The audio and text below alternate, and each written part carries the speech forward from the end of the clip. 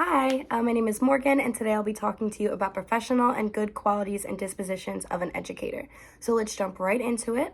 One disposition I think I already possess is fairness. So as a paraprofessional, I work in gen ed classrooms and special ed classrooms every day, and no matter where I'm at, I try to give everybody the same opportunity. You don't want someone to feel left out. So if we're working on an activity or a task and we think certain students will excel in it and maybe one or some other students are going to struggle with it, we'll meet in the middle and find something that's comfortable for everyone, or we just don't do it at all because we don't want anybody to feel left out. That is not a good feeling. As a child, as an adult, nobody enjoys it. Another disposition I think I already possess is reflection. So every day on my way home from work, when I get home, I think about my highs and my lows of the day. I think about if there's things I could have done better, if I could have handled things a different way, maybe a little better, and then I work on it. I also do think about my highs and I congratulate myself for them because I work very hard, and I think you should congratulate yourself on the good things as well. The last disposition I think I currently possess is compassion. So I do greet all the kids I work with when they come into school every day. It's actually my favorite part of my day. I love seeing their happy faces in the morning. It sets my tone for the day and it makes me happy. I do currently work with a student for 1 hour every day for his lunch and his recess time, and he plays basketball and soccer, and he is a goalie, and he tells me all about his weekend, about his games, about his proud goalie moments, and I love hearing every second about it. I genuinely love getting to know the kids and their hobbies and the things that they like to do. So a disposition that I think I could work on is dedication. Not because I'm not dedicated, because I'm 100% dedicated to the job I have now as a paraprofessional, but being a teacher, it's a lot more dedication, a lot more time. It's a lot, and I have to be ready for that. And I know that I'm ready for that. I'm ready to take those steps. Another disposition I think I could work on is advocacy.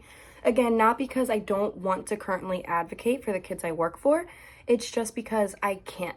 I can't overstep as a paraprofessional. You know, the teachers are there to guide the kids. They're their responsibilities.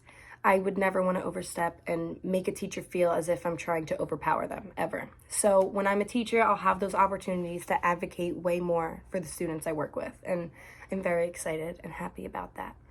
So now let's talk a little bit about qualities of an educator. The first quality I think an educator should have is empathy, for a very simple reason. I think everybody deserves to be understood and heard.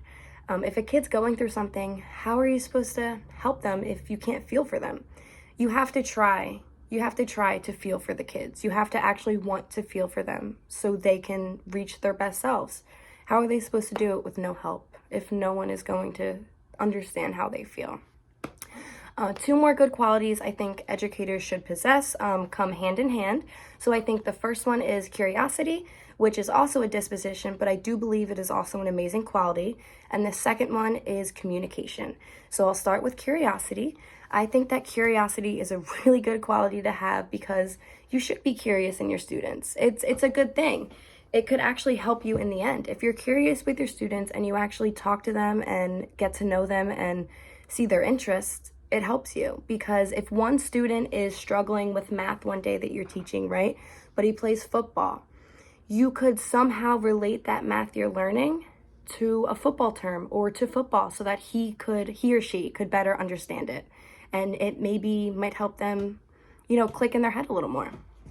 And I think that communication comes in hand here because how are you supposed to get to know your kids if you don't communicate with them?